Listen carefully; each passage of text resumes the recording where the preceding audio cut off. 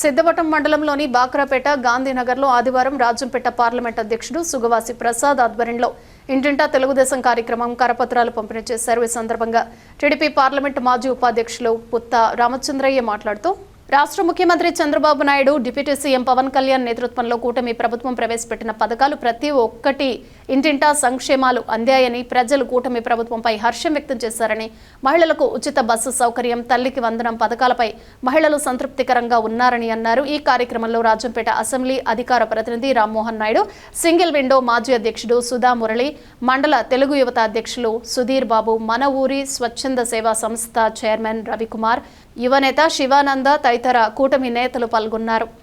నరేంద్ర మోదీ నాయకత్వం, చంద్రబాబు నాయుడు గారి నాయకత్వం, లోకేష్ బాబు నాయకత్వం, పవన్ కళ్యాణ్ గారి నాయకత్వం. జై తెలుగుదేశం, జై తెలుగుదేశం, జై తెలుగుదేశం, జై తెలుగుదేశం, జై తెలుగుదేశం. ఈరోజు గాంధీనగర్లో తెలుగుదేశం ప్రభుత్వం ఆదేశానుసారం ఇక్కడ ఇంటింటి కార్యక్రమాన్ని చేపట్టడం జరిగింది. ప్రభుత్వం ఏర్పాటు చేసినటువంటి కార్యక్రమంలో భాగంగా మొట్టమొదటిసారిగా గాంధీనగర్లో ఇంటింటి కార్యక్రమాన్ని చేపట్టడం జరిగింది. వారికి ప్రభుత్వం ఈ 2 ఏళ్లలో చేసిన అభివృద్ధి కార్యక్రమాలను కూడా మేము వివరించడం జరిగింది.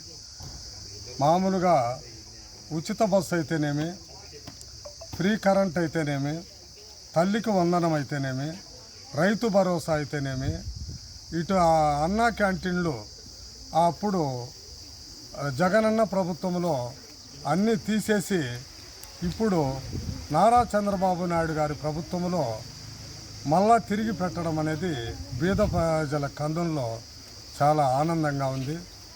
5 రూపాయలకే భోజనం దొరకడం అంటే చాలా అదృష్టం చేసుకున్నట్టు.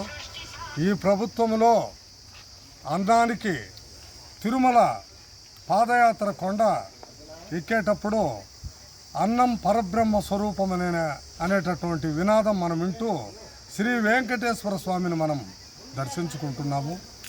మామూలుగా ఇటువంటి ఆనవాయితీని తిరుమలలో పవిత్రమైనటువంటి స్థలంలో కూడా నిత్య అన్నదానాన్ని కార్యక్రమాన్ని చేపట్టడం జరుగుతూ ఉంది. అదేవిధంగా తెలుగుదేశం ప్రభుత్వం కూడా బీదలకు పట్టడం అన్నం పెట్టాలనే యొక్క దృక్పథంతో ఆ యొక్క కార్యక్రమాన్ని చేపట్టడం జరిగింది. బీదలకు ఇండ్లు, స్థలాలు కానీ, హౌసింగ్ కానీ అవన్నీ కూడా ఏర్పాటు చేయడం జరిగింది. ఎవరికన్నా అందకపోతే వాళ్ళు సచివాలయంలో ప్రభుత్వం దృష్టికి తీసుకొస్తే దాని మీద విచారణ జరిపి వారికి కూడా న్యాయం చేయడం జరుగుతుంది. ఇంకా 3 ఏళ్ల ప్రభుత్వం ఉంది కాబట్టి వైసీపీ వాళ్ళు రోడ్డు ఎక్కి మేము వస్తున్నాము అనేటటువంటి మాటలు మాట్లాడుతున్నారు. 3 ఏళ్ల పాలన ఉండగానే ఏమి వస్తున్నారు, మీరు ఏమి చేసినారని వస్తున్నారు. 11 సీట్లకు పడినటువంటి ప్రతిపక్షం హోదా కూడా లేకుండా మీరు ఈరోజు వస్తున్నాము అనేటటువంటి పదాన్ని వాడడం చాలా విడ్డూరంగా ఉంది. అది మానుకోవాలా.